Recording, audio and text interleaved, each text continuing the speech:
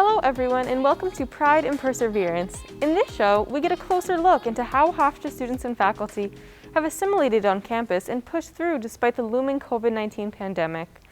I'm your host, Melanie, and today we're going to get an inside scoop with the people behind the Safe Start Task Force. This committee made the Hofstra campus as safe as possible for us to return this year and continues to work hard in making our experience the best that it can be.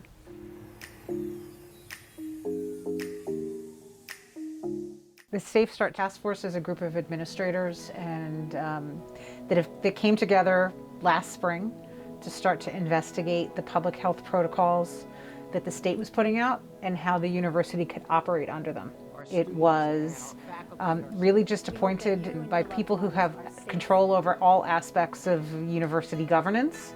Student Affairs works very closely with Safe Start. I work closely daily with discrete parts of the Safe Start process. For instance, we coordinate Safe Start testing and the initial testing when students came back and those sorts of things. I'm on the task force because of communications efforts. I put the website together, I run the tests, I help report on testing and all of the public health campaigns that we do.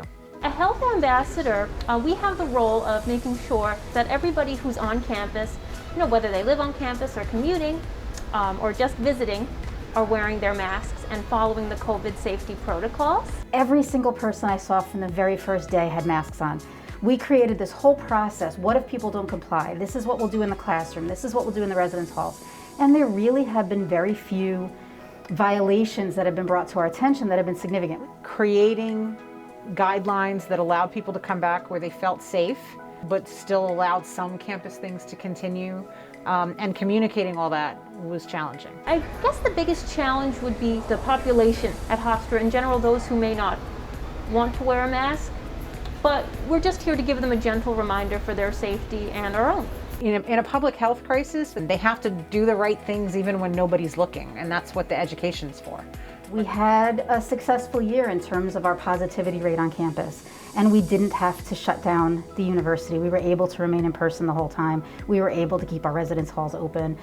And so those are sort of concrete measures of success. Right now we're seeing a little bit of pandemic fatigue this spring because there's no outdoor spaces available right now.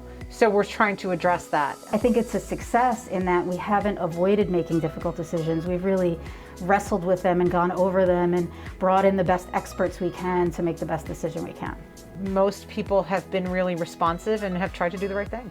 It's a wonderful program. I'm very, very happy to be a part of it. And just representing Hofstra is something, it's really empowering. It's a really important work, and that it's allowed the university to continue to move forward in a time of great challenge for everybody. This has been the most challenging and rewarding thing I've ever done in my career. We're keeping us here doing the work we want to do. And so it's been really an honor and a privilege to work on the Safe Start Committee. Welcome back. I'm here now with Skye Boomer, the producer of Safe Start. How are you doing today, Skye? Hi, I'm good. How are you? I'm good too, thank you. Why did you choose to focus on Safe Start in your package?